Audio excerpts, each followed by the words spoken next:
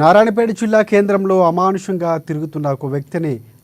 తిరుగుతున్న వ్యక్తిని పోలీసులు అదుపులోకి తీసుకున్నారు. పట్టుబడిన వ్యక్తి శ్రీకాకుళంకు చెందిన అప్పలనాయుడు ఇంట్లో చోరీ చేసి ఎవరికీ చిక్కకుండా హైదరాబాదు రాయచూరుకు వెళ్లినట్లు పోలీసులు విచారణ తేలింది.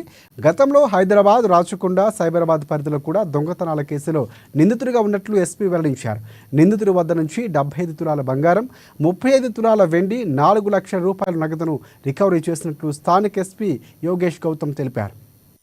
బాగా వైసెస్ ఉన్నది, అంటే ఆయన గేమ్ అనేది గేమ్ ఆడడం అనేది చాలా ఇష్టం ఉంది. అట్లాగే కొన్ని అప్పులు కూడా ఉన్నాయి. దానివల్లనే ఈ దొంగతనం చేయడం అనేది ఆయన చేస్తున్నారు.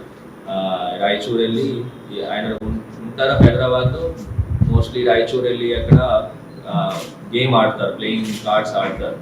అండ్ అక్కడ లీగల్ ఉంది కాబట్టి అక్కడ ఆడి మళ్ళీ ఎప్పుడైనా డబ్బులు తక్కువ ఉన్నప్పుడు మళ్ళీ ఈ దారిలో ఉన్నప్పుడు ఫస్ట్ రెక్కి చేసి నెక్స్ట్ డే వచ్చి మళ్ళీ ఇక్కడ దొంగతనం చేస్తున్నారు.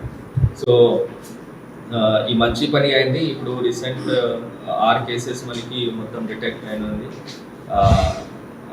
ఈయన పైన ఇంత ముందు కూడా ఆల్మోస్ట్ హైదరాబాద్, సైబరాబాద్, రాచకొండ అన్ని కలిసి ఆల్మోస్ట్ 45 ఇట్లానే దొంగతన కేసు ఉన్నది. ప్రొఫెషనల్ అండ్ ఆయన కొంచెం క్రిమినల్ సైకాలజీ